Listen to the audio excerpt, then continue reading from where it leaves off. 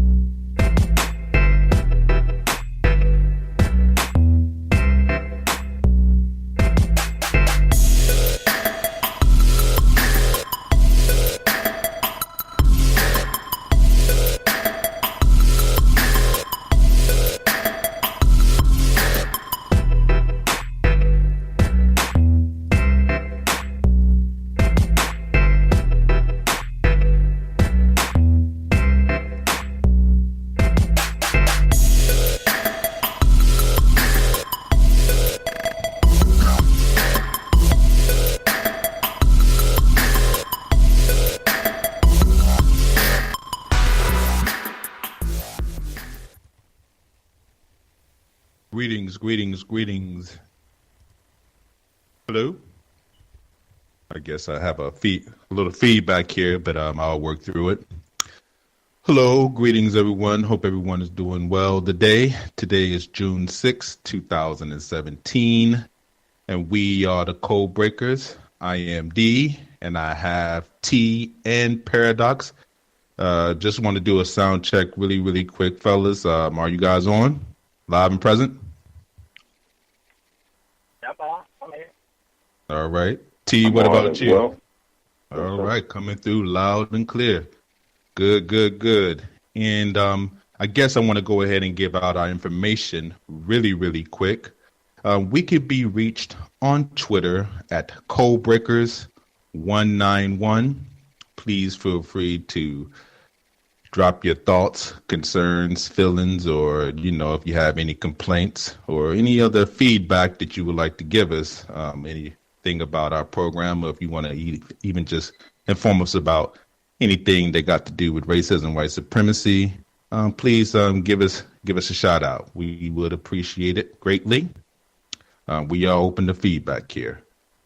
Also, we can be reached at, I think it's Codebreakers 1865 Paradox. Keep me honest on it. Yeah. Codebreakers 1865 at gmail.com. You're talking about yes, the email address where we could be reached at. Codebreakers1999 at gmail.com. Okay, Codebreakers1999 at gmail.com. Same thing. You could please reach out. Any questions, concerns, gripes, all that good stuff. Please feel free to reach out to us. Today's program, we have actually came up with a title called Chaos or Community. Chaos or Community. 50 years ago, in 1967, Dr. King wrote his masterpiece. That's what I call it, because it's one of those hidden gems that people do not widely discuss when it comes down to Dr. King, and I think I know why, because of how he came to the realization of how big the problem of racism, white supremacy was towards the end of his lifetime. And I like to give a actual quote from the book. It's one of the last statements that he basically wrote down, kind of like a summary of what he came to realize during his time on this planet, and what his realization was. And here's the quote. We are now faced with the fact that tomorrow is today. We are confronted with the fierce urgency of now. In this unfolding conundrum of life and history, there is such a thing as being too late. Procrastination is still the thief of time. Life often leaves us standing bare, naked, and dejected with a lost opportunity. this may well be mankind's last chance to choose between chaos or community. Some of our discussion points, after such a deep quote by Dr. King, Philosopher King is the way I like to look at him, because I look at him more of a philosopher than I do a reverend now. Just doing a little bit more studying, and I have to say that I have grown immense respect for Dr. King and his work and some of his intellectual prowess that gets overlooked a lot, especially with his whole theme about nonviolence and what his thought pattern was. So I guess we can kind of get into the quote that I just listed. Do you guys have what do you guys feel when you hear that quote from Dr. King when he dropped it over 50 years ago? That basically, stating that it can be, there is a such thing as being too late. Like, that's the most profound sentence. When I look at this quote, it just hits me so hard, because we have a host of people that discuss this problem of racism, and it appears to be something that we're discussing, but we're not getting any traction on, and there are a lot of reasons for that. My main assumption, or my main thought on it, would be that basically the main reason why we have so much confusion about racism and white supremacy is due to there's a lack of understanding when it comes down to how the system acts and how the system works. So, do you guys have any comments about the quote that I just listed from Dr. King to get this program started? Any feelings? I don't really have anything. Perhaps put it in context. That was 50 years ago, 1967. Yes, sir. Civil rights era, and he's saying that, very, very prophetic. Obviously, he's saying that this may well be mankind's last chance to choose between chaos or community. And he was saying this in 1967. So when he's saying this may well be mankind's last chance, is he referencing? I'm assuming, is he referencing? I don't want to assume, but is he referencing what during that time frame? If you can give some perspective on that, is he referencing? Just to put it, juxtapose it against today. Well, basically, what he came down to the realization of at that particular time, Dr. King he has dealt with the big problem of the military complex, which is the U.S. government, and how they outsource violence across the world. And at that time, imperialism was the rule of the day. Post World War II. He also described how capitalism as a system was going to pretty much tear America apart due to how the system operates, and especially when the root of the actual system itself is based off racism and white supremacy. He was basically trying to give an out to the betterment of mankind. That the logical thing to do is to strive towards justice, to strive towards giving equality for different people, for people that's been oppressed in this particular country. And of course, we see how that has actually worked out. So it's basically all of that. He was pretty much just stating that the way the things are working now, that the course may be the system may become too big to overcome, and that's where I'm at as far as like the way that people describe solutions is always like this fail safe or this like this aha moment, like I got the answers to solving the biggest problem on the planet when it comes down to the 9 areas of people activity. And what normally ends up happening is people end up blaming other victims or other people that are stuck into this particular system for the reasons why we're not outside, why we're not actually able to, correct ourselves within this particular system and actually defeat it. So I think that's what he was basically saying, that if we don't get a hold of this soon, that it will basically become too big for us to overcome, and that the system would just basically become chaotic. It would eat itself, which is basically what we're seeing right now, in my humble opinion. But I could be incorrect. Well, I did want to point out that the Vietnam War was also going on during that time. Yes, sir. We know that Kennedy was assassinated, I believe, 4 years prior.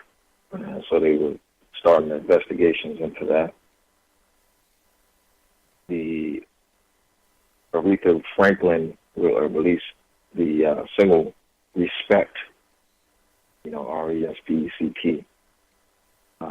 Just try to, I guess, put it in a more historical context about what was going on at the time, because I'm sure not everyone on this call was born around that time to witness the event. So I'm just mentioning that to try to bring more context to his statements. But I think it's key considering the prophetic statement that he made. I mean, and this is 50 years ago. And consider that even back then, he considered that we were late. Right. And procrastinators. Yeah. So I'm sure there's a lot more going on. I don't want to take too much time on that, but go ahead. Paradox, you got anything that you wanted to kind of discuss on the whole thought pattern of chaos or community? Yeah, I agree. I pretty much agree with everything just stated. I meant to mention too. Go ahead. No. I was just meant to mention that Muhammad Ali also refused military service that year. So go ahead. So I'd like to move on. Go ahead. Hello? Yeah, go ahead. I was just going to say real quick just that when he said we are now faced with the fact that tomorrow is today, we are faced with the fact that tomorrow is today. Mm-hmm. We are confronted with the fierce urgency of now. So he's saying we are now faced with the fact, so the reality in a sense that today is tomorrow, or tomorrow is today, that we're confronted with fierce urgency of the now, basically, right? Mm-hmm. Then he says, in this unfolding conundrum of life and history, and I think that I hear all the scholars speak, all the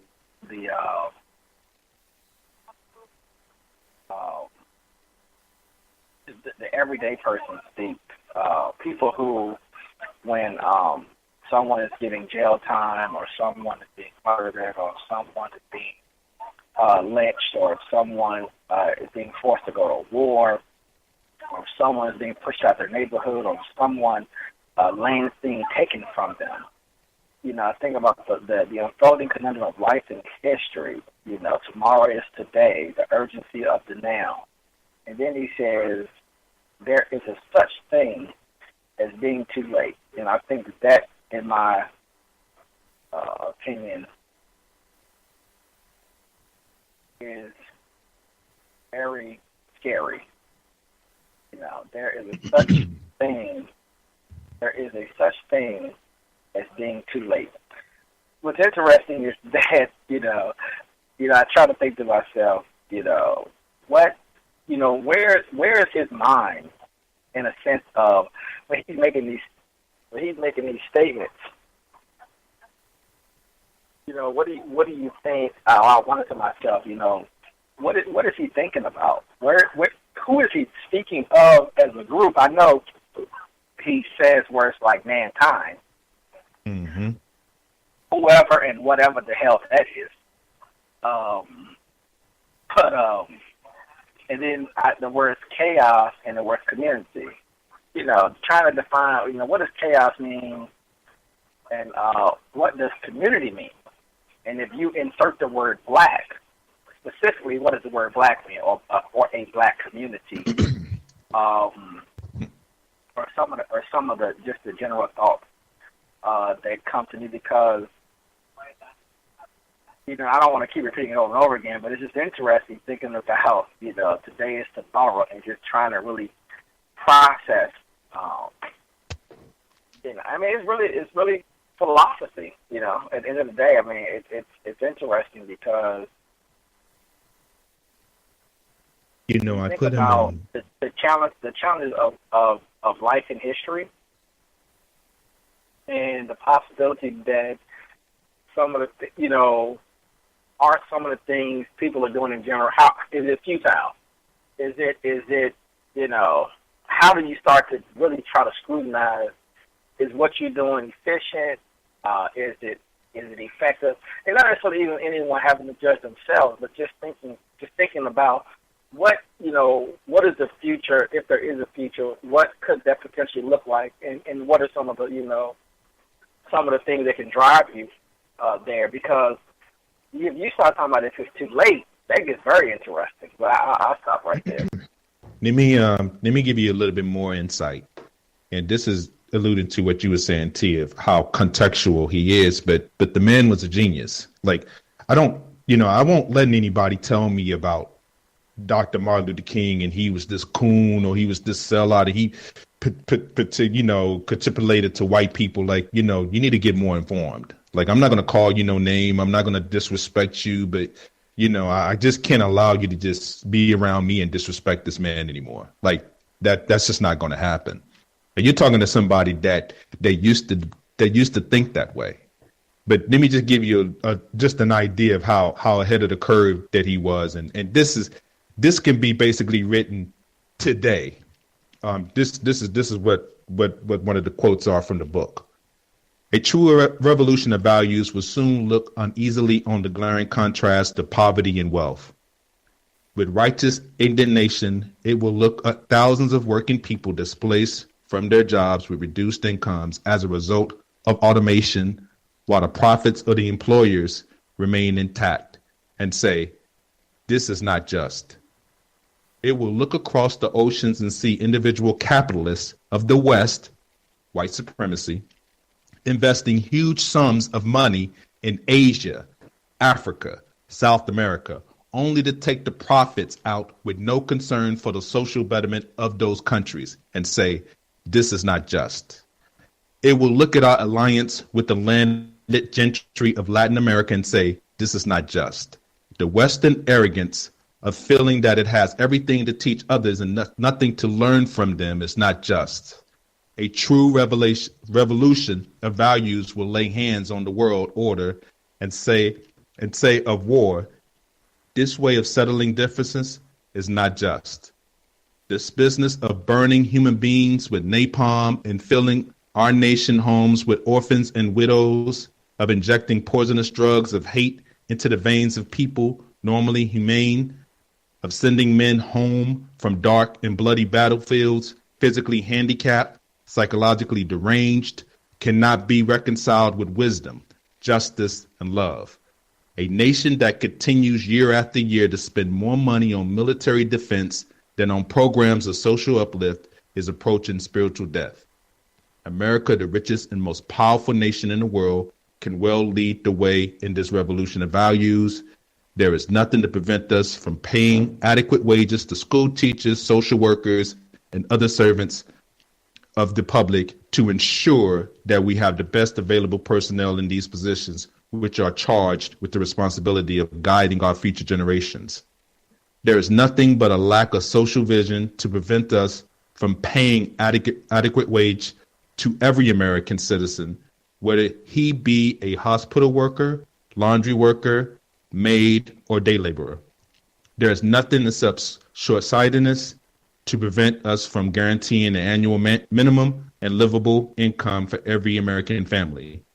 There is nothing except a tragic death wish to prevent us from reordering our priorities, so that the pursuit of peace would take precedent over the pursuit of war. There is nothing to keep us from remolding recalcitrant status quo with bruised hands until we have fashioned it into a brotherhood. Martin Luther King Jr., where do we go from here? Chaos or community?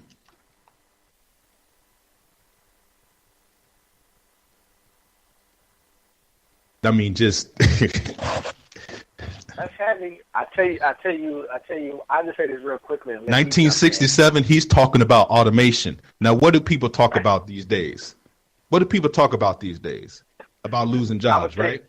I would tell you this: there's so much honesty in it, just because everyone who's listening just got to get more serious, because it's just game. That's all I'm hearing. Just running game, right? You really got to know what these people really are, and what their real goals are, and their real plans are. I tell you that 50 years, wow. Because everything he said is where we are now, right? That's still where we are. People still asking for all these things, but like I told you before, these are warmongers. They have a whole other plan in place, and I think it's something totally, at the highest level. I think people kind of know it. To be honest with you, I don't think anyone is. Let me not say it that way. They do a very good job of you not really feeling it. I'll put it that way, right? And I think technology probably plays a lot of role in that. A lot of roles. I think technology plays such a role that you don't personally have to sacrifice them. They don't need a massive military. Apparently, they don't need a massive draft. They don't need a draft of some sort at this point up until today, maybe tomorrow. It's interesting because I think technology helps them maintain their power globally. Maybe, I don't know. This is my call, but I'll stop right there. First discussion point that I would like to discuss: why our solutions never work against racism, white supremacy. Is this problem too big for victims of racism to fix? Or are we too driven to keep this system alive to actually solve this problem? Let me just state on record, I know that there are a lot of victims of racism. I call people that are not white victims of racism for one particular reason, because I don't believe in name calling. Most likely your views are going to differ from mine, so that way we can keep it respectable. VGQ. A lot of times when I hear people discuss solutions in the system of racism, white supremacy, it's like a lot of times I'm hearing them speak as if white people don't exist. And what do I mean by that? All we need to do is do this. All we need to do is do that. All we need to do is just pull our resources together, build up an economy so they can attack us. And as I read Chaos or Community, Dr. King is fully aware of how big this problem is. Let me hold you right there for 1 second. What you just said is, it needs to be, what you just said is very important. Living in an empire, people who topple nations, who manage nations. I don't think they understand. I don't think people understand it. You got to stop playing with yourself. That's what it's called. It's called playing with yourself. But I'll hold right there. Go ahead. So This is done with love. We're not here to squash people's dreams. Everybody has to survive in the system. We're fully aware of that. But call it what it is. Be more honest. We are in a system of racism, white supremacy. Either the system exists or it doesn't. Either what we're talking about on this program, we're crazy, we're delusional, or we're basically insane and we're giving it more power than what it. See, because when I hear victims say, well, you're giving it more power than what it is, you're giving it, and I'm just like, for us, I mean, literally, I just want people to just think about this for a second. You are talking about apparatus machine, a machine, people that terrorize other nations. What did they call that bomb that they dropped recently? What was it called? The big megaton. What was it? Just for fun. All bombs. I'm just saying, just for fun. I mean, do you understand the gravity of this?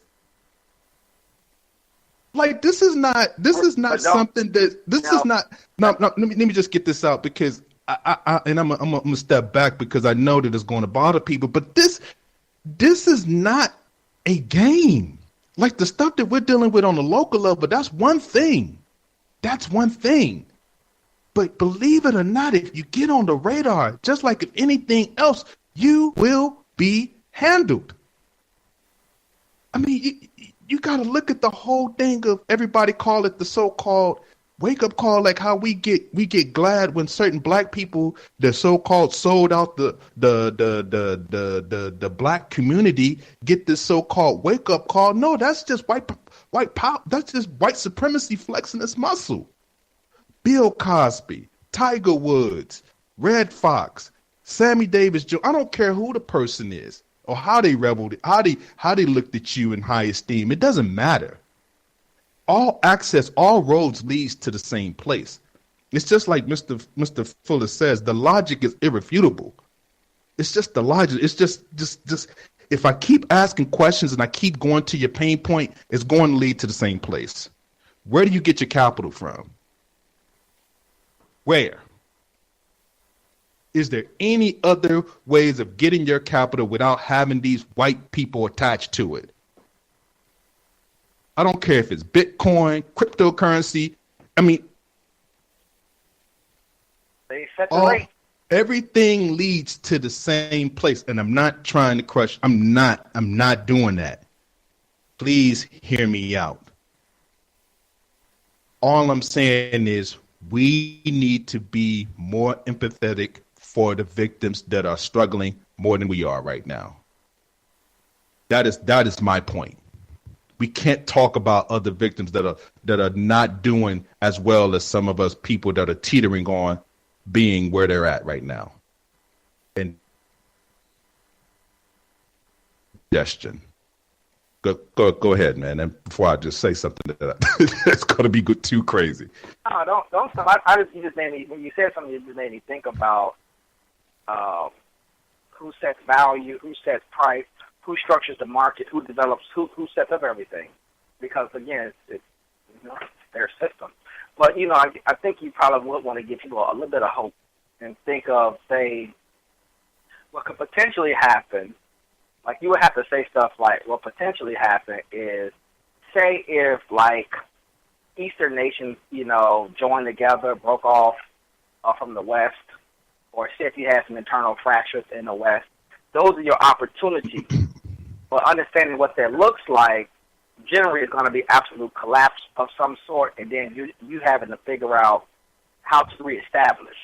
Those are the things you're looking for, because that's going to happen inevitably. It's going to happen. So I just think that people have to understand, generally speaking, that's not necessarily where you at, but that's where I'm at. As far as, and it may not happen today, and it may not happen 100 years from now, but just being prepared, preparing your family, and just having, and we're going to continue to say this, obviously, but just being prepared, read, study, pay attention, be aware of, have some skill sets, just to deal with the environment as it changes, as it develops. And, if you need to get in where you get in, get what you got to get. So, I mean, that's what it's going to be.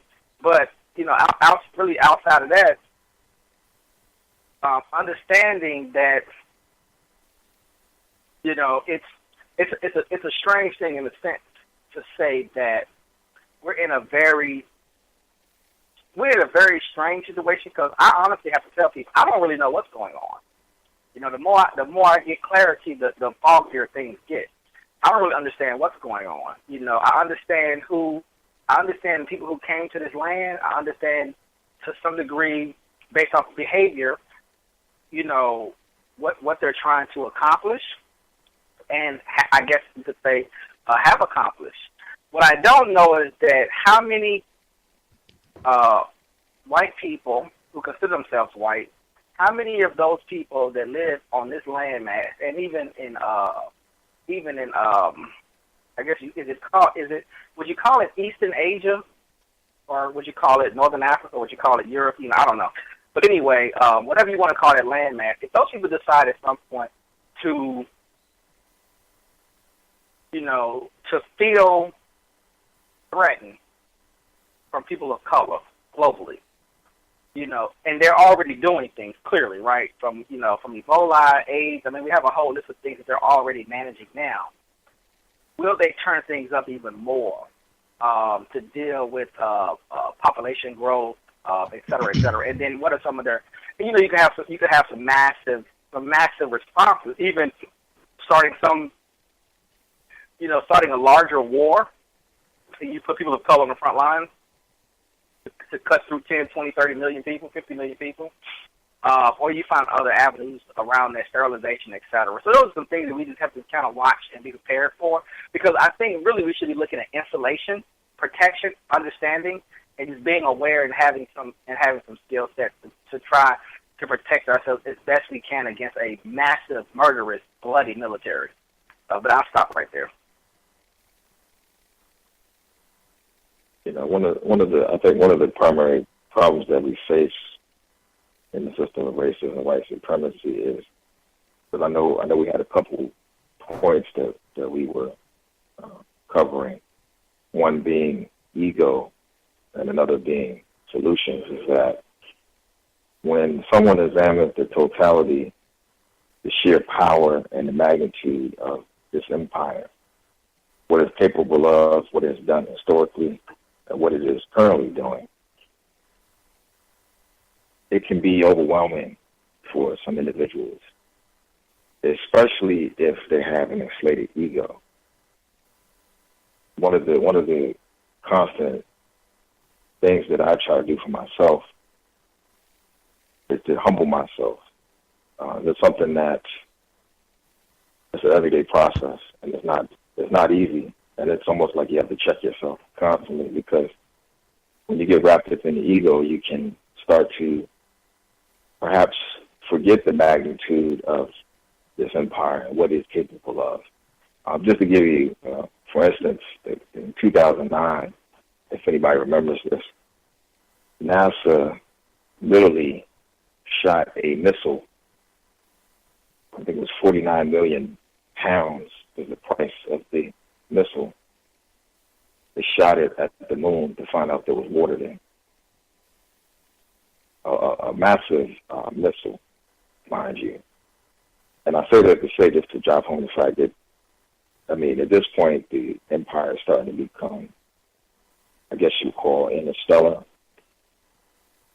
So it's gone beyond Earth and actually looking to go beyond Earth to seek out other places that can be conquered and exploited.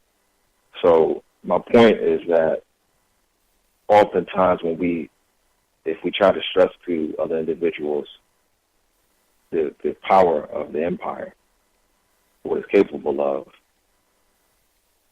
they take it as an attack on them or what they're trying to do. And like DC alluded to, we are trying to survive within the system. So, I guess my thing is, if someone is telling you these things about this empire, is to try to look at it objectively and not get caught up in the fact that you may feel some way personally about it and feel that that person is actually propagating and making the empire more powerful. Because the fact of the matter is you're dealing with the ideology. And when you're dealing with ideology, I guess the best example that I could give would be a religion.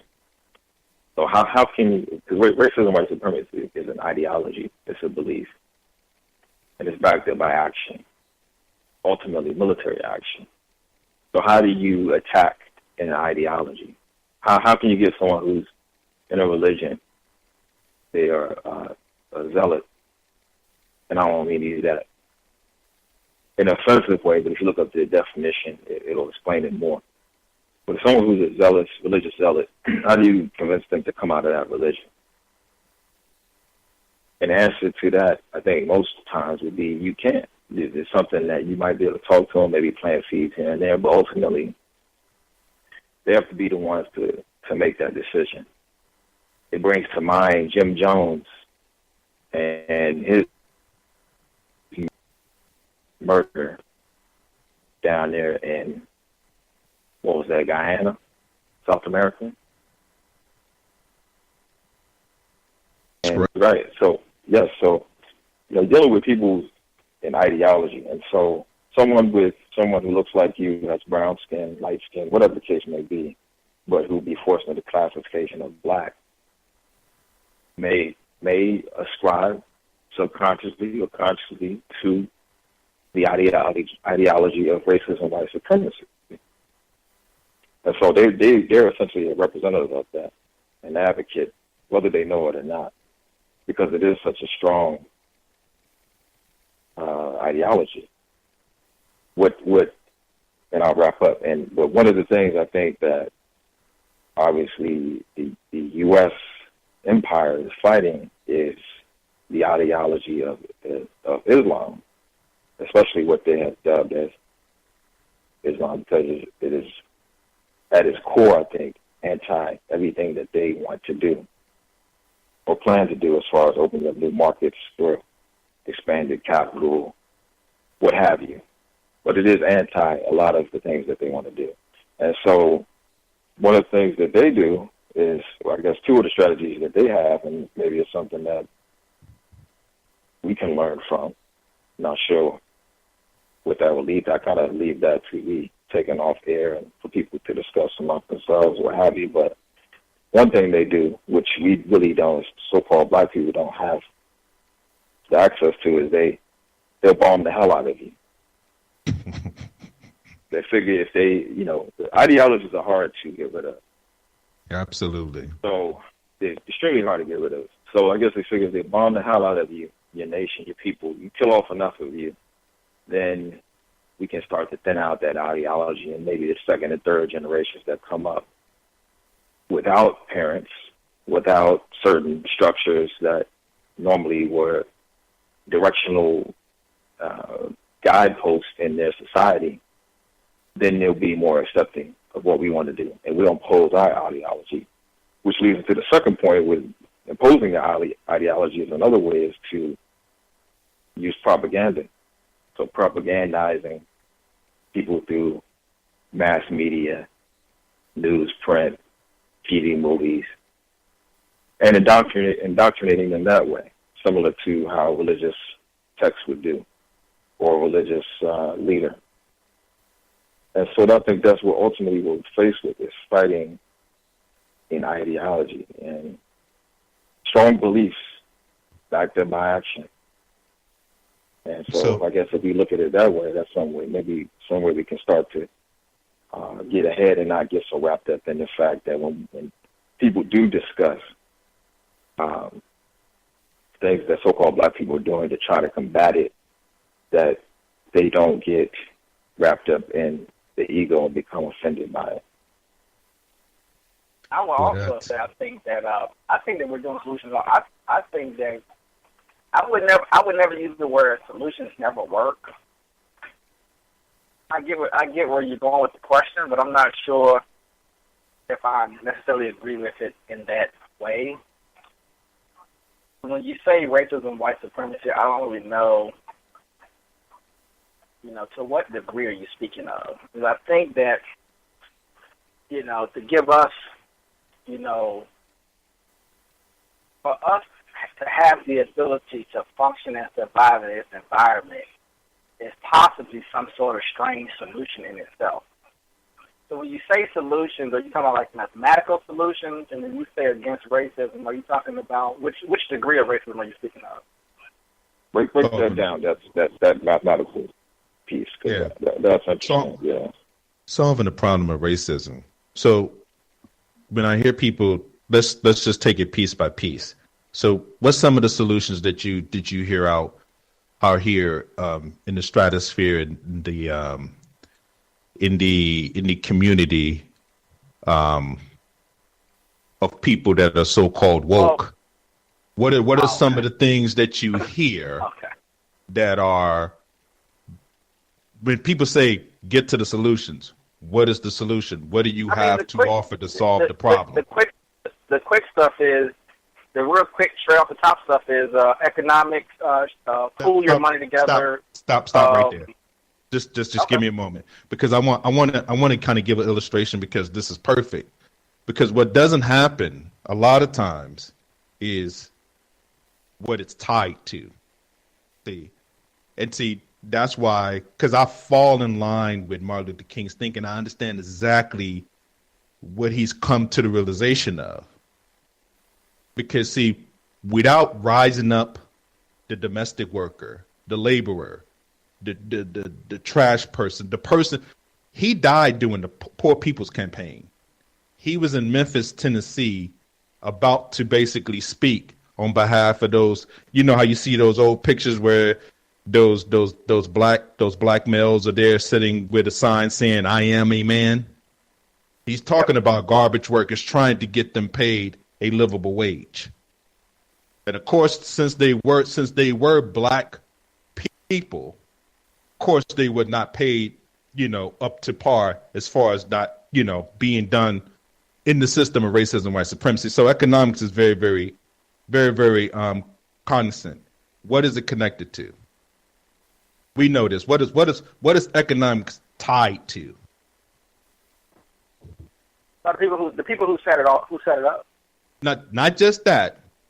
Military. Right. And to have a military is to do what? Conquest, right? To take. We already talked about ideology.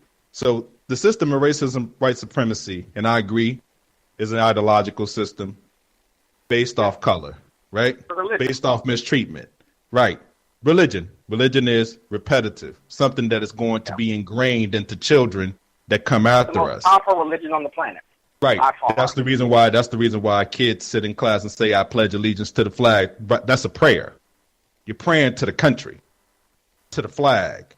That's why people get offended when you don't stand for it. What Colin Kaepernick, the whole thing about, if you look at the whole Colin Kaepernick situation, it proves itself. It describes itself. This man didn't rape nobody. He ain't hit no woman. He ain't done any brutality to anybody. There's people in the NFL that's killed people. Raped women. Beat up folks. I mean, he took a knee based off injustice. Right? He's saying that I want the flag to uphold the values and the standards that is supposed to be held to. That's what we're supposed to be doing. I'm holding you to your standard. Everything you just said is ridiculous. Everything you just said is ridiculous. I know that. And he said he would stand for the flag once they gave justice. That's the point. Look, I don't know that much, but it's funny you say it to me now. It's just funny. But anyway, go ahead. My bad.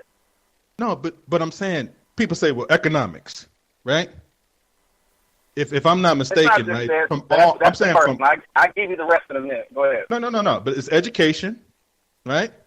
Get yourself educated. Education, economics, politics, organizing. So let's talk about let's talk about economics. So what happens to certain black communities? What's happening to black communities all around the country? Well, the thing is that they set the problem is, I mean, it's a lot of complexity to a lot of this stuff, honestly, but it's really value setting.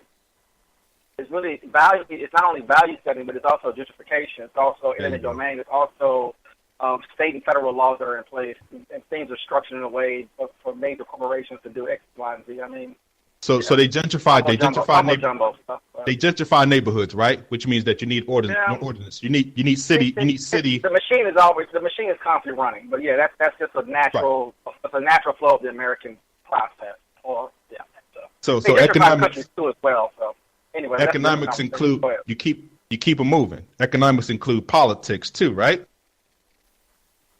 So you have politics. You have politics, and then you have laws connected to this. Yeah, because politics is sort of like it's a part of the implementation process. So that's how you start to implement a lot of those processes. Yeah. It has to seem normal. It has to seem correct. It has to seem like what's happening is a normal thing that you've been conditioned to process and understand. It cannot be foreign to you, or that's where you get reactions. So it has to be very, very normal. But go ahead.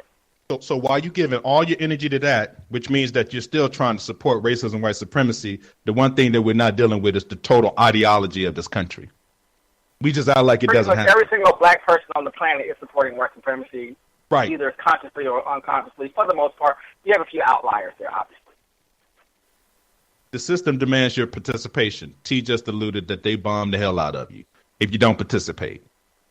Until the children that you have left, the orphans that are left, we'll educate them, we'll give them good clothes, we'll give them good food, and we'll put them in Silicon Valley so they can work for us now and support the system of racism, white supremacy, and speak English and be nice people. I mean, this system is brutal, man. Literally. This extremely brutal. It's very efficient, it's very effective. And it has developed the entire planet. I don't know, it has to do what it has to do to survive. And I mean, it has to do what it has to do. I mean, this is the thing we have to understand. Human capital is expendable, but it's important at this point. So, I mean, that's just a fact. So if you want to practice capitalism, if you want to do it, which we do, you have to understand it's land destruction. It's moving human beings. It's destroying things and rebuilding things. It's taking countries, toppling them, rebuilding them. That's the process. So death is a natural process within this system. And all of us who support the system, you can pretend that you don't know that's what's happening, but they're killing people right now for you. NSA, so if I have, CIA, if I have all the alphabet soup stuff. If I have a system of racism, go ahead. Quick question. If I believe that there's a system of racism, white supremacy, which a lot of black people do, right? A lot of us believe that there is a such thing as racism out here, but we don't believe in the big boogeyman. But check this out. If I had an actual system of racism, white supremacy, right? And I'm here to manage the planet. And the primary goal is to ensure that white people remain on top. Everybody else is on the bottom. And we're going to use them for their labor and their resources accordingly to the system that we have set forth. And our way of doing things is the best way. That's how we get things done on this particular planet. Because on this particular planet, we're interdependent species. We're not independent people. Literally, we're interdependent. So that the independent thing don't exist outside of basically handling your own feelings and your actions. But to get things done, you need other people involved. One person can't build a building. One person can't build a community. That doesn't exist. And see, what Dr. King came down to the realization of is that this thing can get so big. Even President, is it President Eisenhower that basically talked about the military complex becoming too large? Like, he spoke to the country. Like, you need to check us before we get too big, because if this happens, before you know it, this machine gets rolling. There's no stopping this. It's going to continue to eat. It's going to continue to grow. Look, when he said it was already too late, by the way. That's what I'm saying about tomorrow is today. right? Exactly. So forward it's real. 50 It's real out here. It's hard. It's real. Forward 50 years down, and then we can kind of go into Mr. Fuller's clip, and then we can go into the break. Before 50 years into the future, you have victims extremely confused about racism, white supremacy. You got people we got racial police, people that say, well, you ain't really black. I'm a black person. You ain't really straight African. Ain't none of us 100%, but we talking about who's black and who's not. Confusion. Like blackness was not forced upon us. We're talking about, you doing this and this and that other, but you keeping us back. This people that's on TV by white people, by the way, right? Is there a black person that own a TV station outside of Oprah? And then if Oprah owned that particular station, don't she have handlers? Discovery owns that. She don't really right. own. She owns but I'm saying, I know how people would say, well, Oprah, okay. Okay. Yeah, she don't own it 100%. I mean, that's just not how things work anyway. But that's what I'm saying. Collaboration and stuff. Yeah. What I'm saying is everything's interconnected. You can't have somebody just singular sitting out here by themselves without having an underbelly of people. It's very different. Like me and you talk about all the time. In 1710 in America, yeah, sure. Before it was America, obviously, but yeah. But now, no. It does. Things don't really work. I mean, someone can email us and show me a company or conglomerate that, well, clearly conglomerates are interconnected, but show me, it's almost impossible. I don't think it exists at all. Even privatized companies still have some relationships, you know what I'm saying, but go ahead, my bad. No, but I mean, basically, if the system of racism, white supremacy is an ideological system, we have basically said this is something that needs to be basically stomped out, and it needs participation for it to survive. It's almost like that's the fuel. Because to believe in the ideology means that you're supporting it. You're all into it. So you believe that it works to a certain degree. So my argument is there are a lot of victims of racism that basically believe that the system of racism, white supremacy is the correct way of doing things. They just want to be in charge. That's my synopsis. They believe that they would do a better job of being in charge of this war machine, by the way. Like this war machine, by the way. Like nobody talks about that. Nobody talks about the killing. That's what I'm saying. Nobody talks about the killing, the murder, the mass murders, the people that are homeless because of America, the refugees that are created because of America. Like nobody speaks to that. No, you want your internet.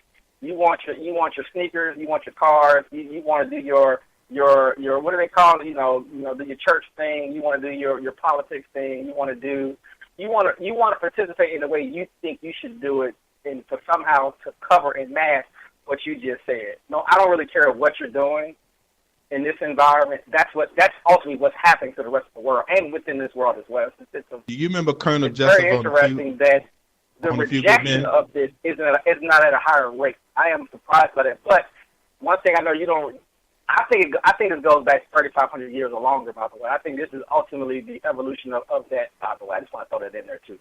This is not a new thing in the sense that whiteness is a new thing, 300 years, 20 years old, and they've evolved that process. But it seems to be interconnected with historical empires as well. So anyway. You have anything, T? You want to add? No, that's all. That's all good. Wow. I mean, it's a lot. I mean, when you have. Oh, we deep diving today. Yeah, I mean, the thing of it is that to maintain the system, we have no idea how much bloodshed needs to take place. Actually, it's taking place and has taken place over however long it's gone on. And so if so-called black people were to take over this system, I'm not even sure that the large population of so-called black people that need to run it and maintain it to carry out the type of actions that the current people who classified as white running now. Just the amount of bloodshed is what I'm saying. Just thinking about if that were in fact were to happen, what that would look like. If all of a sudden tomorrow, so-called black people were left to run this system. That's thinking about that at length. It's from military to economic, political. I think we have the religious piece down to some extent. What else do we have? Education. Probably would fare pretty well there. Labor, law. So there are a lot of things that we would have to consider.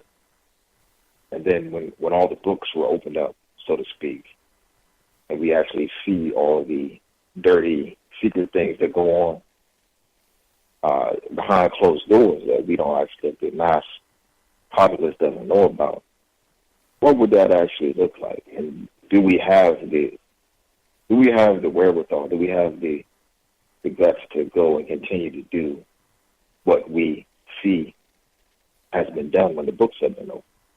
I'm not entirely sure of that. It would actually have to be, and to create a system of justice is what I think we ultimately want. You know, the police shootings, the gentrification, the economic disparity, and deprivation. It would take a complete overhaul of society.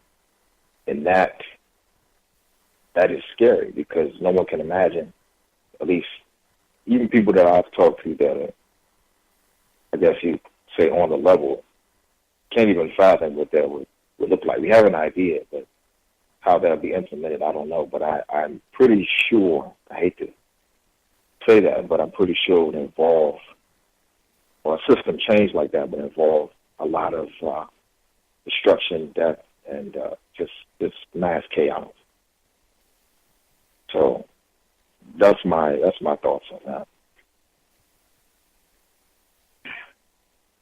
As well as I don't think people understand when they talk about these environments, what I think gets missed, and that's why the whole community thing is funny, and again, funny in the sense that a lot of these little communities that seem to be innocent, like a lot of people are selling this idea that, just say hypothetically in America you have a nation within a nation, and if you go study natives, that you see how well that works. But anyway, a nation within a nation.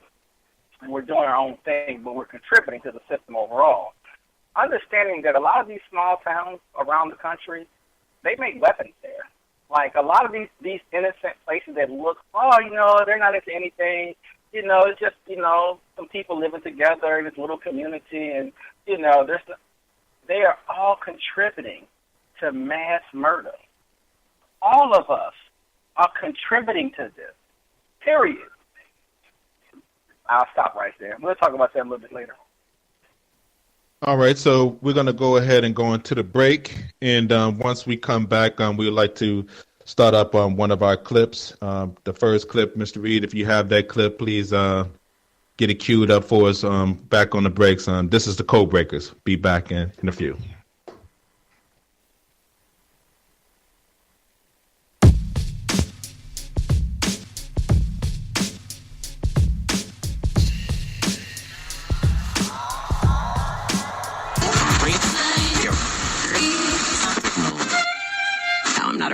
Okay.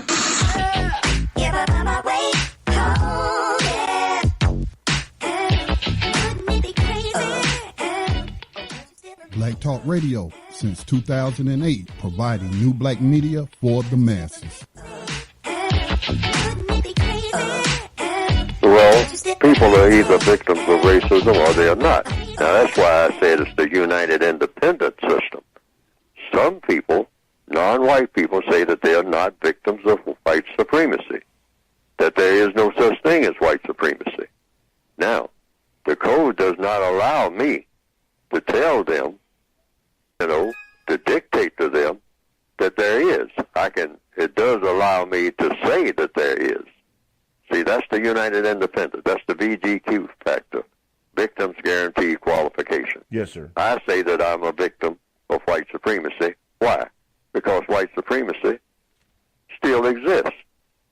Now, there are people who say that it doesn't exist, that was something that happened in the past, that there was a thing called white supremacy sometimes in the past. Now, I say that as we speak in this moment, 2017, the evidence shows that the system of white supremacy is not in the past. It is present, right this moment, that the system of white supremacy does exist. It either does exist or it doesn't. There's no such thing as in between. You either have it or you don't have it. Either you have racism or you don't have racism. Racism has victims. I say on the back cover of the book, I have identified myself as a victim of racism. I'm more that than I have ever been anything.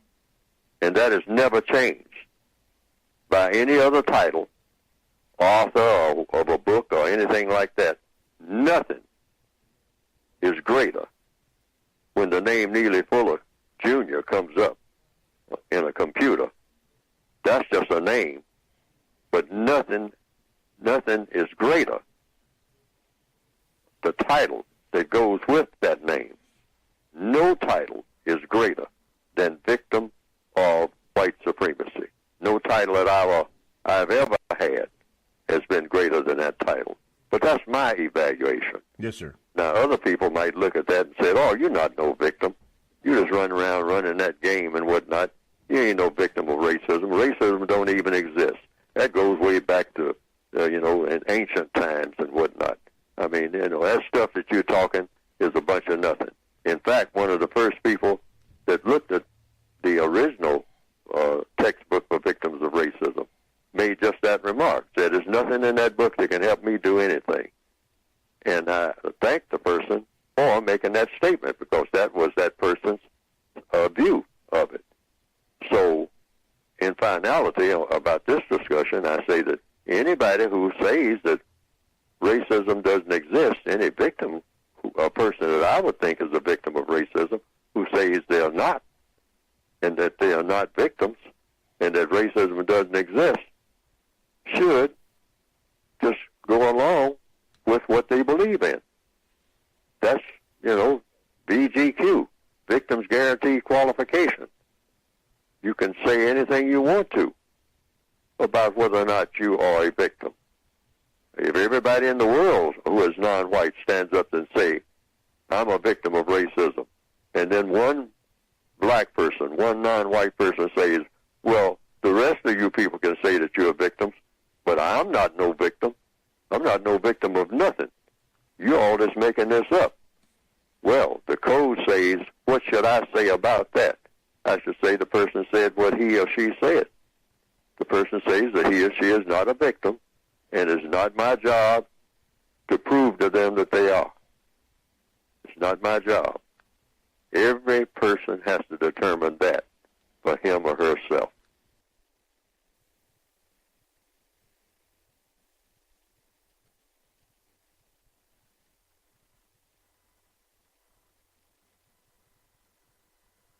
Wow, that was heavy. We can pretty much end the show on that. Close it up. See, sometimes make me think about alcoholics. You know how you never say that you're an alcoholic. You have to finally come to that conclusion on your own. Like that whole process you have to go through. It seems like that, but at a much, much, much, much deeper level, though. It's amazing. I think that. Go ahead, T. You have to admit, acknowledge that there's a problem in order to address it.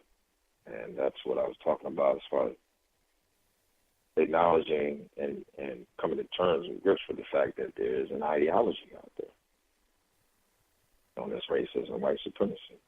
And once we come to grips with that, then we can I believe, humble ourselves and go about addressing it accordingly without the name calling and the ego-driven attacks on each other, which obviously get us nowhere. Yeah, one of the main things that I normally get from Mr. Fuller and Dr. Wellson used to do this also when we used to go to her lectures. It's just clarity.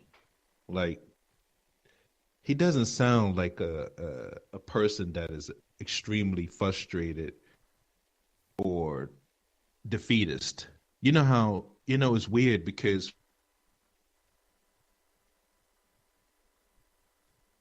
stand it, and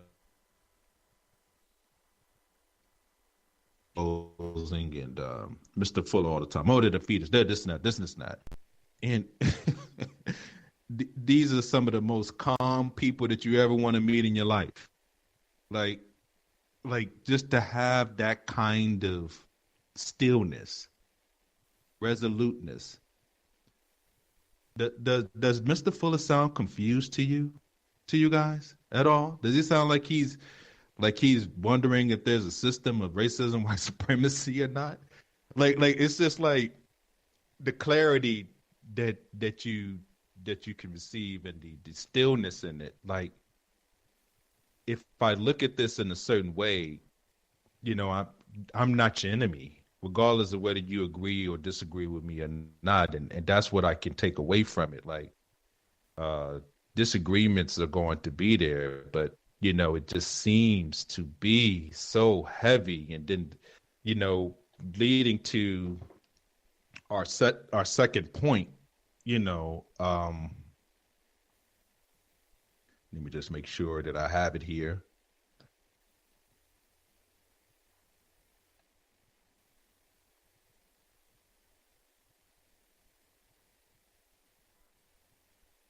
One of the other points that we wanted to discuss was anti-Blackness and its effect on solving this problem. And and this leads also to ego and money. So I guess we can kind of discuss this also.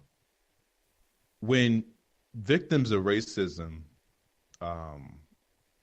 find each other at odds as far as like what you said and, why you just this, you're a coon, you're a coonette, you're a bed bug. I mean, there's so many words now.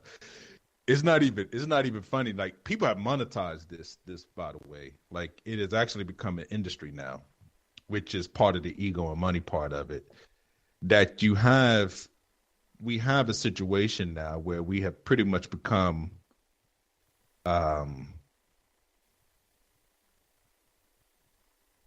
what's the word that I'm looking for? It's not solution based, but we have basically become a situation where we have become stagnant in trying to really, really solve the problem of racism, or less honest, so to speak.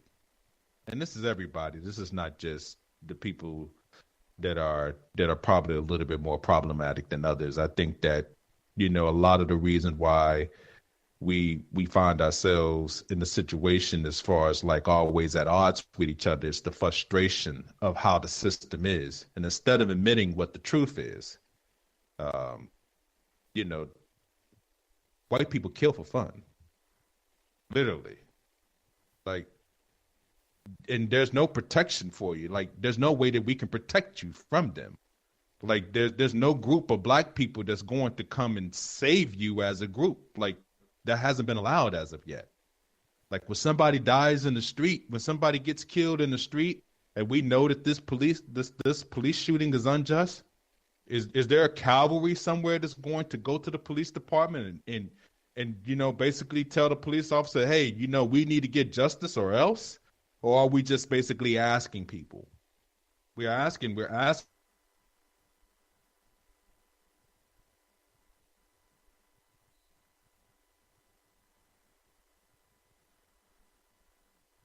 So response where you just start messing up, throwing everything, knocking everything down in your environment. Typically all you kind of can do, and which is what you're typically going to see in most cases so far that I've seen. So what ends up happening is, who are the people that you can go at? Oh, let me just say this, because there is no way you can lock up these many black people and they just in there. And, I won't say no more than that, but it's interesting that it's not, including myself, I'm not more upset. I'm not more physically prepared. I'm not ready to deal with, like, man, you got a lot of us in jail. They taught some of us how to accept that, but it's interesting. That to me is one of the most fascinating tell signs that you've been able to put these many of my so-called people away, and I'm not turning these places apart. Forget everything else. That's just raw as it can get, right? But I hold right there on that.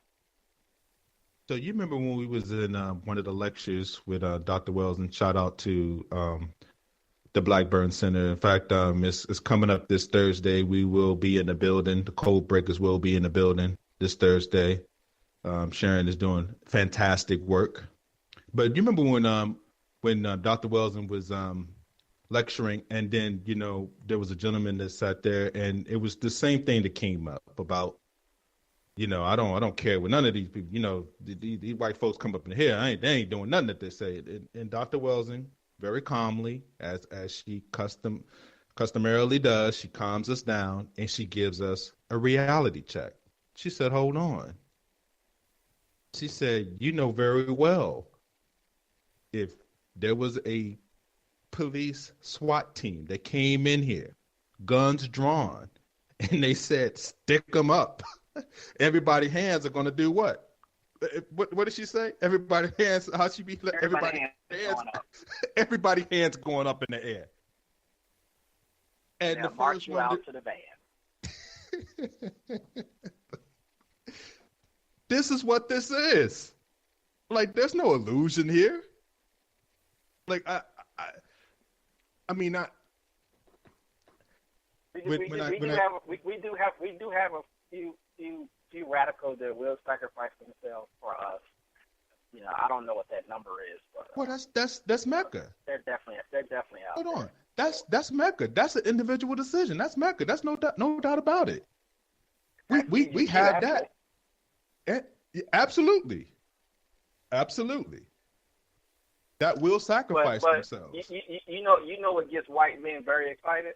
You know what gets them very excited, I've noticed, is a collection of people who come together to fight. Like, they get excited. Like, if you look at the last 10 years of this so-called warfare, or this massacre, I'll call it, it's like they enjoy it. Like, we like killing, and we have fun doing this. It's wonderful. And we thank all you non-whites in America and in Europe for supporting us. Appreciate you. They justify it by trying to survive. This group is fighting for a survival. They have genetics that's fighting against them. They have the planet fighting against them. I mean, they have to stack the deck. It's fighting. I've seen 5. They have to stack the deck. They have to. If you're talking about whatever their qualifications for whiteness, we know that it's very, very fragile. It's a very, very fragile line for whiteness. So it excludes pretty much everybody else. You just basically say everybody else is just a person of color, right? Pretty much. That basically, if you're not this certain group, which is a very small group of white people, then basically you're not going to be falling into the classification of white. Yeah. If we remove them off this planet, the air will be cleaner. It'll be less murder. Things will be more organized, more harmonious. Is it harmonious? And I think that you will see collaboration, agreements, and things in place to benefit all. I think that the major issue on this planet is white people. People who have classified themselves as white, people who operate and function as a white person on this planet, have convinced, pressured, and pushed non-white to participate and to assist in the destruction of this planet. Because what people don't understand is that regardless of what happens to black people, regardless if white folks decide to stick us in gas chambers, regardless of what happens to other people on this planet,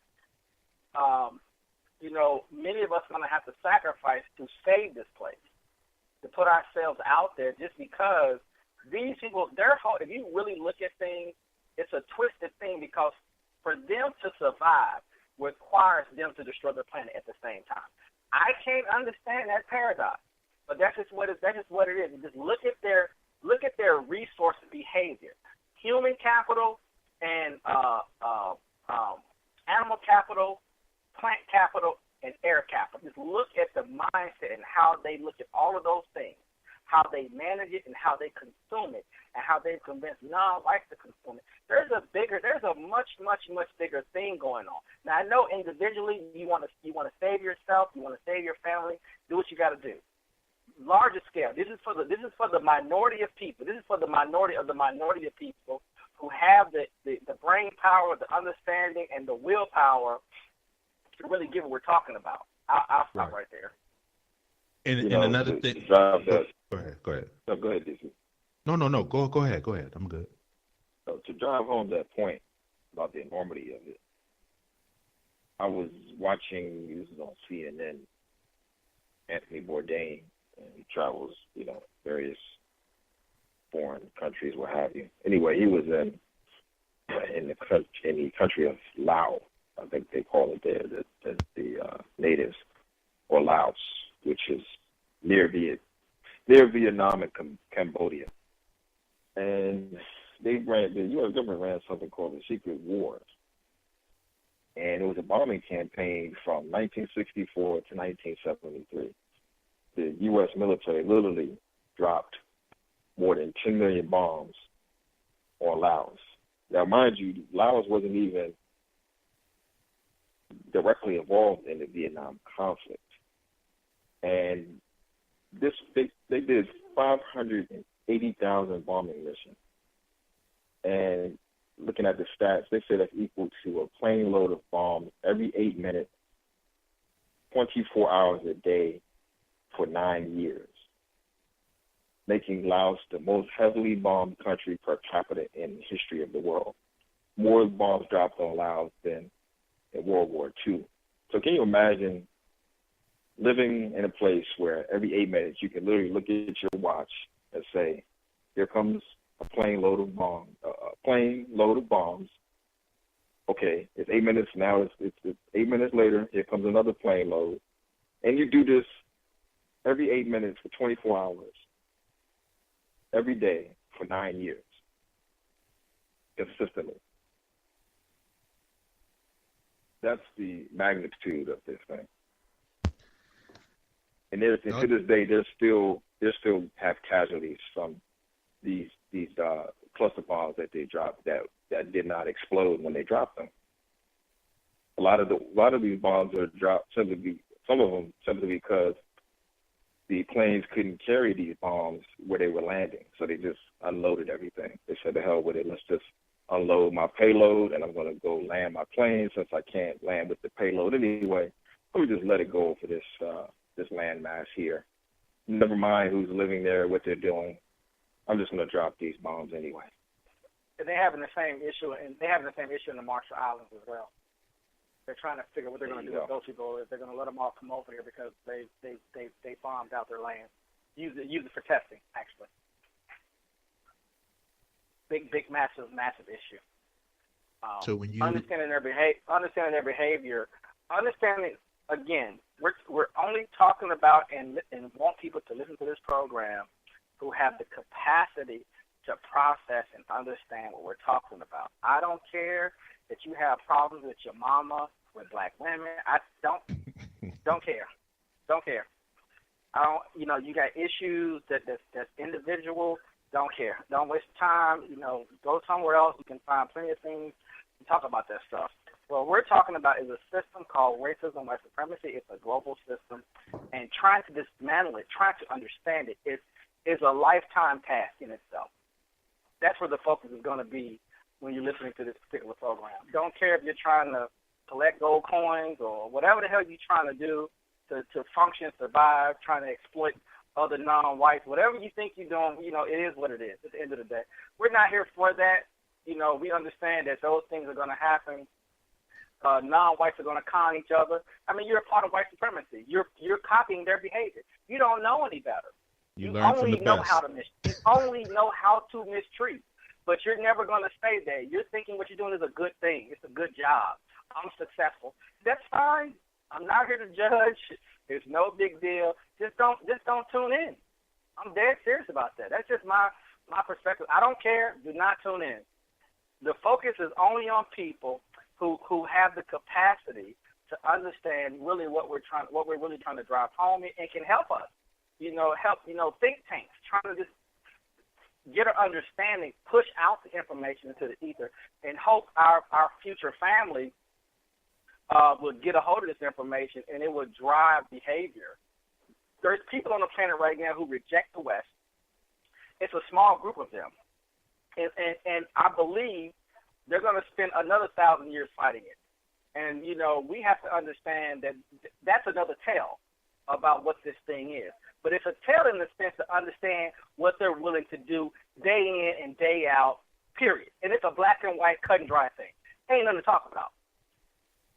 Understanding that it can be a challenge as well because it seems senseless. But I would say this. When these people came up with this system, when they came up with these ideas, I'm sure they didn't know what was going to happen, and this is where we are now. And I think going forward to dismantle this thing, to bring it to its knees, it will happen. And I think that us trying to get an understanding of it, I hope will help the few. Will help the few create some clarity, put some ideas out there, and some thoughts. I just want to say that real quick.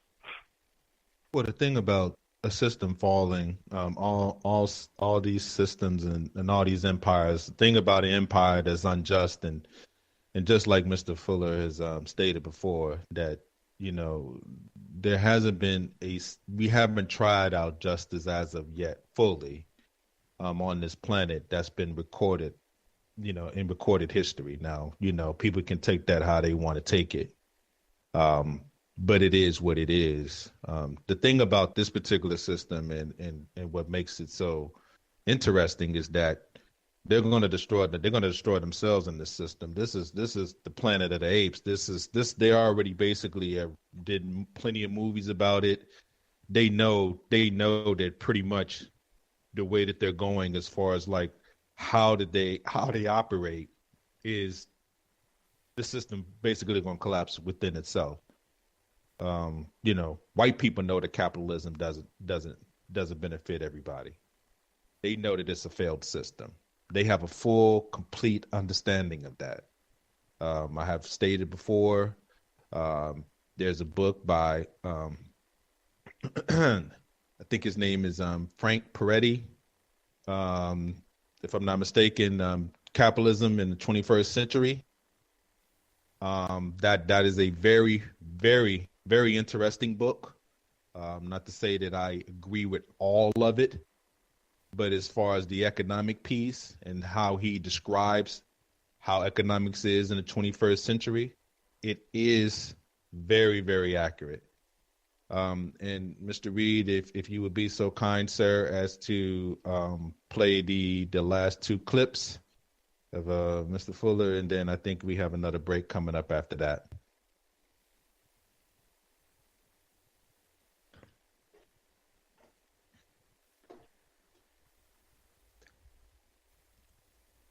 Just waiting on the clip to load up.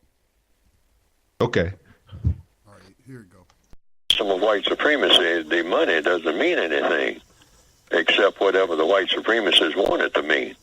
So if black people have have money in the system of white supremacy, that money comes from the white supremacists.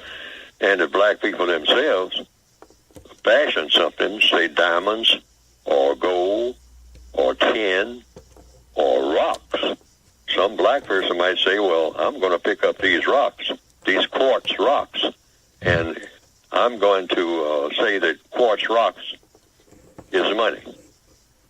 I'm going to say that rocks are money. Why? Because I'm going to say it. That's my choice. And in my country, we're going to have rocks for money. Now, that black person can do that. But the white supremacists will have to approve of it in order for it to be functioning as money. You know, the white supremacists will take one look at those rocks and say, well, now, first of all, you black person, you non-white person, you're saying that it's money. But it's not money until I say that it's money. Because your money doesn't mean anything. I don't care how much of it you print, how you stack it up. I mean, you can stack it up to the moon. It means nothing until I say it means something. So all money is valued by the white supremacists when it comes to non-white people, because they set the values on all money. And how can they do this? By setting the value on people. When you control people, you control everything that the people have that they say is theirs, because it's really not theirs. I can't say that as a person of color, a non-white person, I can't say that my house is mine because I paid for it.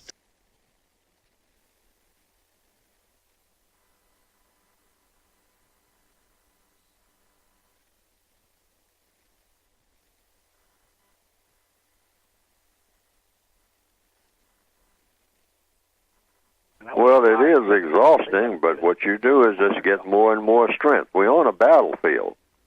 The white supremacists have made the entire planet a battlefield. They have also made it a prison.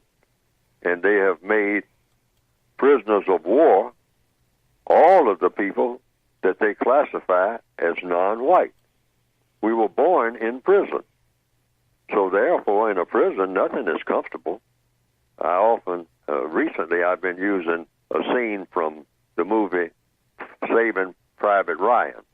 And I think the officer played in that movie is about a battlefield. And there's an officer called Captain Miller, played by Tom Hanks. And he's talking to this sniper that's in his unit called Jackson, I believe. And they are looking at this, what appears to be a radar site in one of the scenes in the movie after the Normandy landings in World War II. And so they are contemplating whether or not to attack this German radar site. So there's a conversation going on between them and the other members of that combat unit operating behind German lines. And so the conversation sort of gelled into this. They said, well, we're going to attack this place because I've made that decision. And so then the sniper says to the captain, he says, well, Captain, I don't feel good about this one, meaning this mission. And the captain responded by saying, when is the last time you felt good about anything? Meaning we just came through that D-Day, 6th of June, 1944, Normandy landing, and now we are behind enemy lines, and here's a radar site, and we have a little small unit here of maybe 6 or 7 people, and we're going to attack it, make a surprise attack, and that's not even our mission, our reason for being here. I mean, because we've been given another assignment, and that is to find Private Ryan. And so you're saying to ignore this and go around and continue what our direct assignment is. But our assignment is to win the war. And you're talking about your feelings. And so he asked the question. And that's why I'm fast-forwarding now. Yes. To right now. When is the last time that black people are supposed to feel good about anything? We are born in prison. It's not about feeling good. We are born in a prison that we shouldn't have been in. but we were born in that prison, and that prison is a battlefield. And we're not supposed to feel good. When is the last time we felt good about anything? If you felt good, you were feeling good about a situation that you weren't supposed to be feeling good about, because you're in a prison that you weren't supposed to be in because you were convicted without having done anything except you were a person of color, and someone said that you had committed a crime by being a person of color. And they put you in a prison called a system of white supremacy. And that's where we are. So I said all of that to get back to that one question. All problems are solved through questions and answers. When is the last time you felt good about anything? Well, anytime you felt good about anything, you weren't supposed to, because you're a soldier, captured soldier on a battlefield. You're a prisoner of war, and you have already been made a prisoner of war on that battlefield. So what is there to feel good about? So what we're going to do is just carry out the mission, regardless of how anybody feels. What is that mission? To get rid of this battlefield, get rid of this war by getting rid of the system of white supremacy.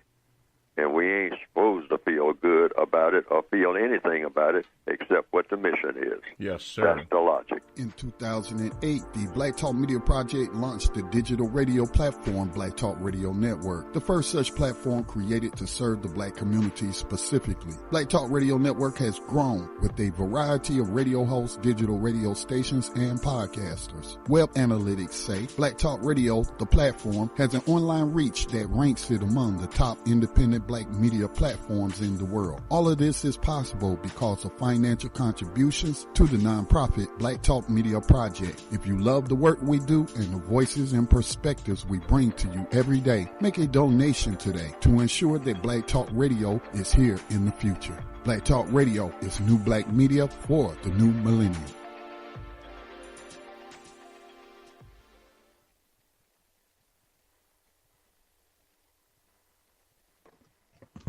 Welcome back to the Code Breakers.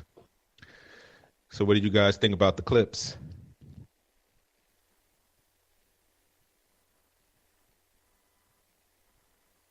Couldn't have said it better myself, that's for sure. So well said. Especially the battlefield. What about the battlefield clip where, because we have I think as so-called black people, we have a tendency to get in our feelings. And as he said, it's not about your feelings, it's about the mission, ultimately. Don't give a damn about your feelings. Let's just accomplish this. You got to get this mission done, because feelings in battle will get you killed. You start getting in your face, you start feeling a certain way about something, and instead of getting up and moving to the next cover, you start hesitating. And in the process, you catch a hop. So feelings are definitely not. You want to react and go off instinct. If you want a football field, same thing. Any sports arena. I'll just use a football field as an example. If I'm a safety and I'm back there, and it's third and 5. And I feel like they're going to run, and they do play, and I'm caught biting and coming up to the line, and they go deep on me, guess what? I may have just lost the game. That might be a bad analogy using sports, but I know a lot of us can relate to that, so I use it anyway.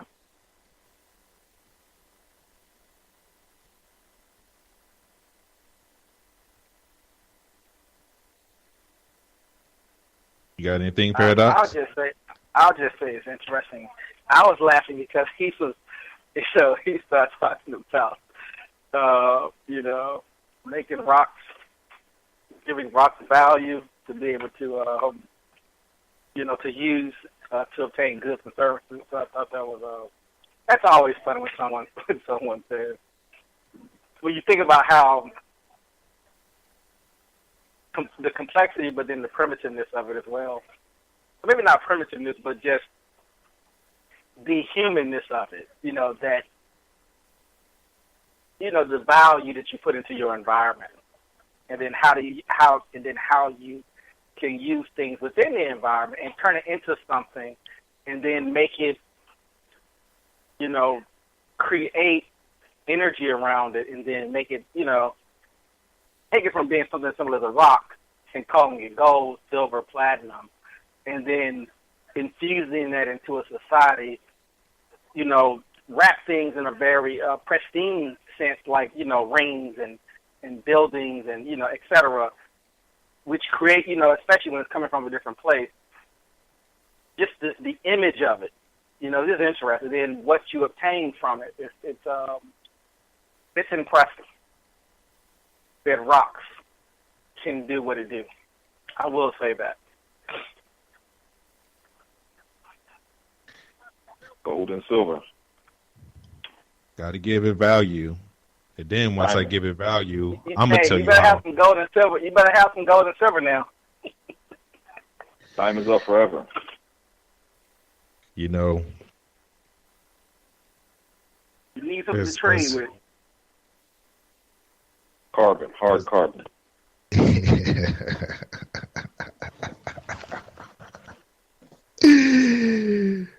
Shiny, ain't it? Man, I tell you. Let me go kill some people over that. Get your hands out there and dig up them rocks for me so I could place value and sell it across the planet and have other people kill themselves over these things. Even when I sell it in my stores, people try to come in and rob and steal these things that I place value on. Welcome to human civilization. Don't complain about it. Participation. Welcome to South Africa. The beers. Participation. So solutions are very, very good. I think that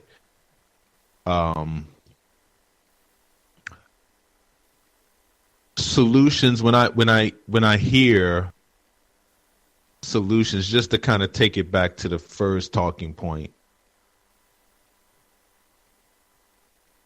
I think that if we give suggestions to other victims of racism, if we're being truthful, then I think that we can get a whole lot further into solving this problem, because then we're not selling illusions of what we're trying to do here. Because basically what we're trying to do most of the time when we give people solutions is survival tactics. Like, hey, this is what I need. This is what I do to survive, and I get myself more comfortable within the system. And maybe this will work for you too. No guarantees, though. I can't guarantee you anything. I'm just telling you what I do. And hopefully you don't draw attention to me, because if you draw attention to me, then that means they're going to shut all of us down. So I got to make sure that I charge you or do something, because I can't be giving these solutions out for free or suggestions out for free to benefit too many people within the system. And I think that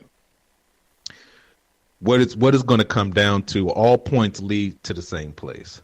And I think overall, that's what I want to kind of give a summary about. Everything leads to the same thing. At the end of the day, we're going to be faced with, what are we going to do about the system of racism, white supremacy? And then how can we get these people that have classified themselves as white neutralized and basically out of the actual destruction of this particular planet? We're gonna have to end up dealing with that hard factor. And see, like a lot of times what ends up happening is when you get into these discussions, people will say, well, you spending too much time on something that's too big, that's too vague, there's nothing, that's no. I mean, it's very, very clear. I mean, there are clear things that are happening that you can get to the particular point where if you start to discuss it on a mass level, then you will be identified. Now, I'm not saying that you'll be protected once you're identified, but you will be identified, and it will be something that will be on their radar. But all points lead to the same place. At the end of the day, if we really want to solve the problem for so-called victims of racism, especially those that are mistreated the most, which are the darker human beings, or the human beings that was so-called in the bloodline of those that are darker human beings that are classified or fall into the classification or forced into the classification of black people, we struggle the most. I think there's no ambiguity on that. Like globally, we're the ones that's stuck at the bottom. So if we're talking about dealing with our people overall, the people that we're forced into the group in, and if we're talking about benefiting our people, then all points lead to dealing with this system.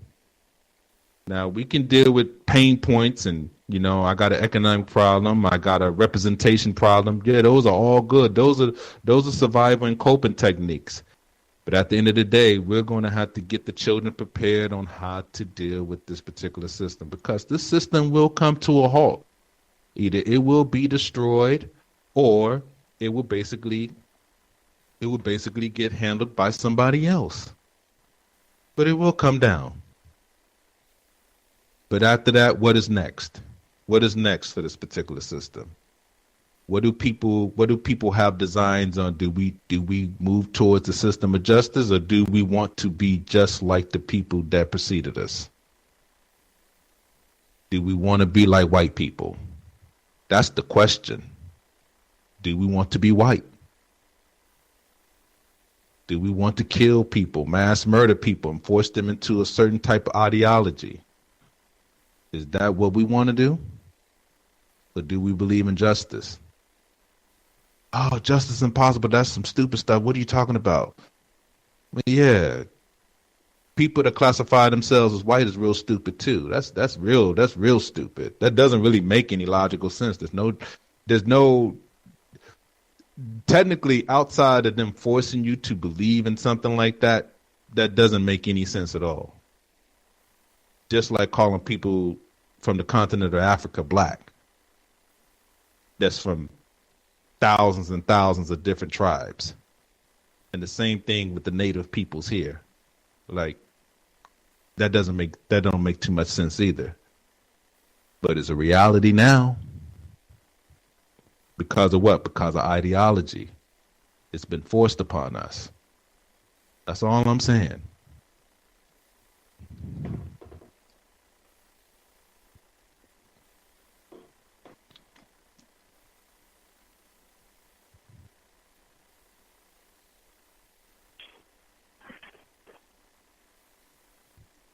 Hey, also community. What about the gender divide? I wanted to save that because I know that that's a whole nother. I'm not sure. I know you like to get your teeth into that one.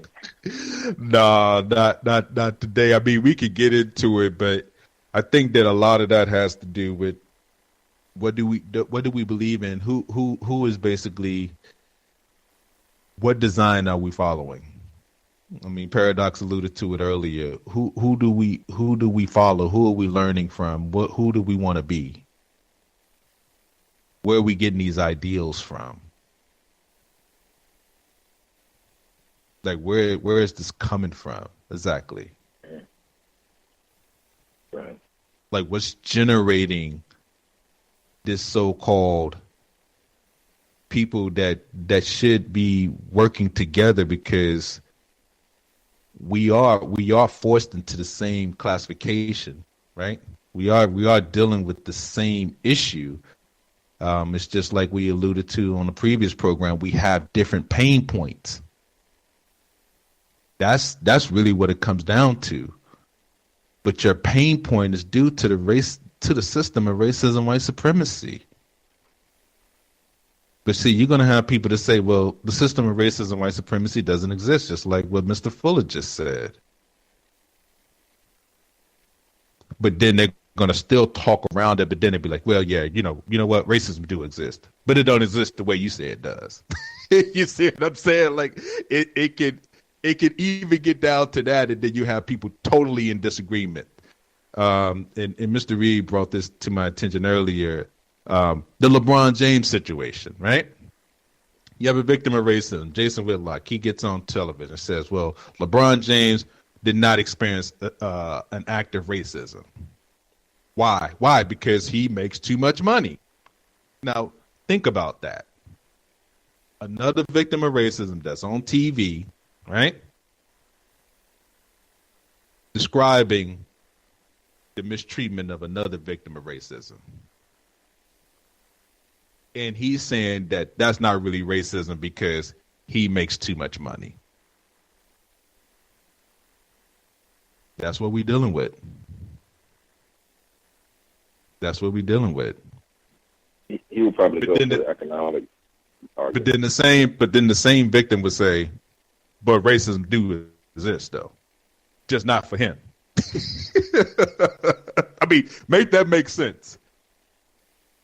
Make that make sense. Like the fact that just because they did this to LeBron James, and the fact that it's actually known that this was done to LeBron James, and that they spray painted whatever, coon or jigaboom or whatever they nigger or whatever they basically sprayed on his actual garage, how that actually has an adverse effect. We talked about ideology. We talk about things being done, right? That there's a pattern of behavior that people follow. And I know that he don't believe this, but if people say, if it can happen to LeBron James, then think about what is going to happen to us when we deal with someone that is dedicated to the system of racism and white supremacy and would like to physically do something about it at that particular time. The last program we had, we spoke about the gentleman that was about to graduate from Bowie State. And if I'm not mistaken, I don't think he was poor either, right? Victim of racism, killed on University of Maryland's campus. See, Jason Whitlock's logic on the whole situation don't hold up. It's an emotional argument. It's an individual argument. It doesn't have anything to do with what the system is in totality. This is a genetic survival system based off mistreatment of those that they consider to be not white, which means that they have stacked the deck with the 9 areas of activity, right? 9 areas of activity being education, economics. We have basically all these areas of activities that they basically stacked the deck on, but we have victims still saying that, hey, you know, victims of racism, you can price yourself out of being mistreated.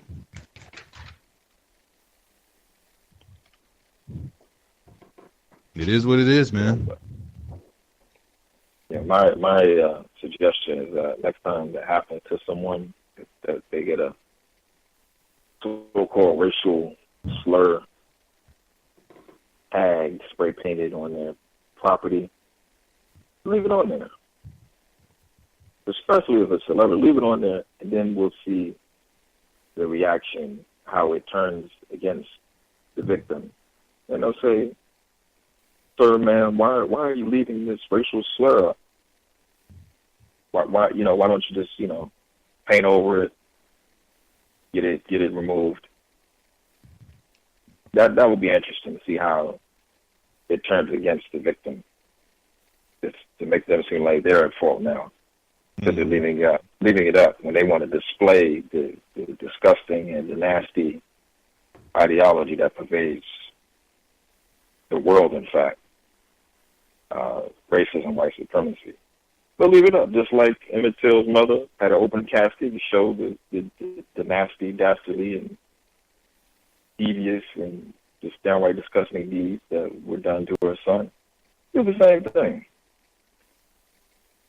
And see what happens. Which Emmett Till's mother and their family has been politicized, by the way, and that's something that we should be codified on. Also, it's just certain things that we just should not do. But you know, in my view, and I know there's disagreements about it. We don't. There's no checks and balances. There's all kinds of things that are just being allowed to happen, and that's why I say that when it comes down to it, what exactly are we talking about here when we talk about solutions? That's all. Right now, the reason why I brought that up is because LeBron mentioned it. No. I agree. I agree with LeBron, but I don't think that he meant it in that light. But what I'm saying is they have politicized it, and the back and forth is, well, how dare he bring up Emmett Till's mother? You know, that's not an actual fair comparison. He's using that to basically make you feel sorry for him, like he's a victim, like Emmett Till's mother. And I don't think that, you know, LeBron James is way smarter than that. I don't think that he would even equate what happened to him to be the same as what took place on his property. He was reiterating a point of how racism is basically permeated within the society and what it leads to. But, you know, that doesn't get discussed overall. Of course, we just fall into the whole platform. We got a platform to speak, and we got a platform to go against other victims of racism. Go have at it. It's a gladiator sport. That's what we do best. But you know what we don't do? We don't talk about white problems. We don't talk about white people. We don't focus on white people. We're too focused on ourselves. That's problematic. That is problematic. Part of the ideology is not to focus on white people, though. Oh no, I get it. I get it. And that's the point that, you know, they say, well, if you're too focused on white people, then you're not dealing with your problem. But the thing is that a lot of this that is built up and that's systemic, things that are done now, the reasons why you have school districts that are totally outfunded, gentrified neighborhoods, redlining communities, the slave catcher brigade in every particular state where they have officers basically capture black males and black women on a regular basis and put them in concentration camps. The reason why you have this going on is because we believe we can act ourselves out of this particular issue. We can act a certain way. We can rise above it all. We can rise above their genetic protection on themselves. Like the system basically is the genetic code to protect themselves, basically, genetically. So how can you combat that when somebody basically justifies their actions through protecting their genetics, either subconsciously or consciously? They're fully aware of this. Because guess what? If justice truly existed, and if we was all considered equal, right? If they really believed in that, then guess what? It's what Dr. Welsing said. I mean, I'm not trying to say that everybody should get with white people. That's not what I'm saying. But technically, white people would not exist. They wouldn't. Or it'd be so few of them that it wouldn't even matter. It would just be like everybody is basically going to be brown to light skinned or whatever. It's just going to look, if it's going to be people of color, it's not going to be white people on this planet. They have to genetically do things. They got to do things. They got to operate a certain way to protect their genetics. And in my opinion, that's what this is about. That's what racism is about to me. The people that have classified themselves as white are trying to physically remain on this particular planet, and they're going to do anything in their power to remain that way. That's why you see Richard Spencers of the world. That's why you see these people killing. That's why you see police officers overall just killing certain people on a regular basis. I thought he had a gun. Psychological. It's psychological. That's why you see countries that are full of people that are of color get bombed on a regular basis. 10,000 people just wiped out. 3,000 people just wiped out. Gone off the face of the planet. No fear of those genetics getting mixed in.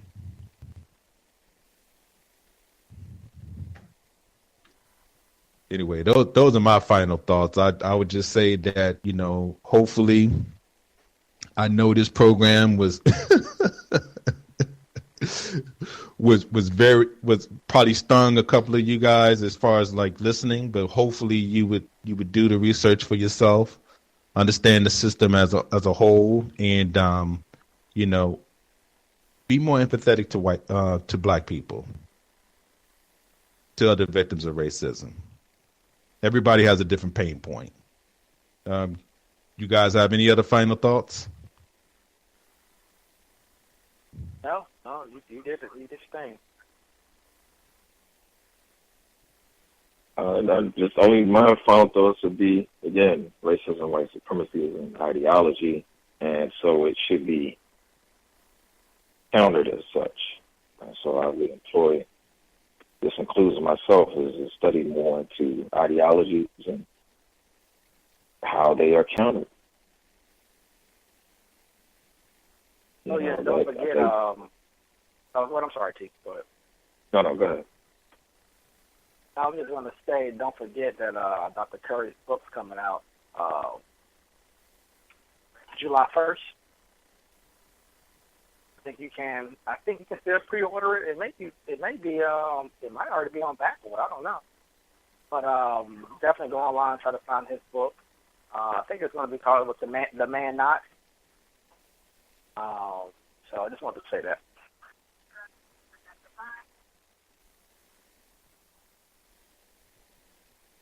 Cool. Yeah. So that's pretty much all I had to leave is the ideology part, and how the fact that the U.S. empire is meddling ideology. You hear them say that all the time. Radical Islam, quote unquote. Funny how they never mention that racism, white supremacy, even racism, if you want to use that, without the qualifier, is the ideology. Everything else is, though. So that's all I have. But, yeah. Well, this is the Code Breakers. Thank you for listening. I'm D. Paradox. Until next time, peace.